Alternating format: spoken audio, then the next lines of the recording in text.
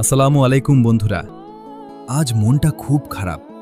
আজ ভোরে যখন শিং মাছকে খাবার দিতে আসি, তখন দেখলাম হাউজের পোনা মাছগুলো পানির উপরে ভেসে আছে।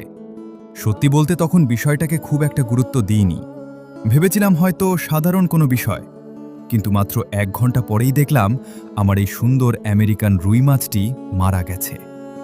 মাছটি মারা যাওয়ার পর বুঝতে পারলাম হাউজে অক্সিজেনের তীব্র অভাব দেখা দিয়েছে। আর এক মুহূর্ত দেরি না করে আমি সাথে সাথে পুরো হাউজে অক্সিট্যাব ছিটিয়ে দিয়েছি।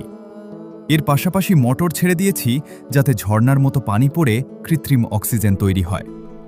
অক্সিজেনের ঘাটতি মেটাতে এটি খুব দ্রুত কাজ করে। শুধু অক্সিজেন দিলেই হবে না, পানির নিচের গ্যাস বের করাও জরুরি। তাই আমি হাউজের তলার পানি কিছুটা কমিয়ে দিয়েছি। আধা ঘন্টা এই নিরলস চেষ্টার পর আলহামদুলিল্লাহ এখন মাছগুলো কিছুটা সুস্থ মনে হচ্ছে এবং তারা পানির নিচে চলে গেছে। সামান্য অবহেলার কারণে আজ বড় একটা ক্ষতি হয়ে যেতে পারত।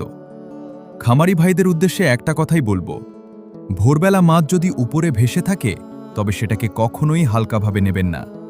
বিশেষ করে মেঘলা আকাশ বা বৃষ্টির দিনে অক্সিজেনের সমস্যা বেশি হয়। সবসময় হাতের কাছে অক্সিট্যাব রাখবেন এবং পানির মুভমেন্ট ঠিক রাখবেন। সবাই আমার মাছগুলোর জন্য দোয়া করবেন যেন বাকিগুলো সুস্থ থাকে। আপনাদের খামারেও কি কখনো এমন হয়েছে? কমেন্টে জানাবেন। সতর্ক থাকুন, নিরাপদ খামার গড়ুন। আল্লাহ হাফেজ।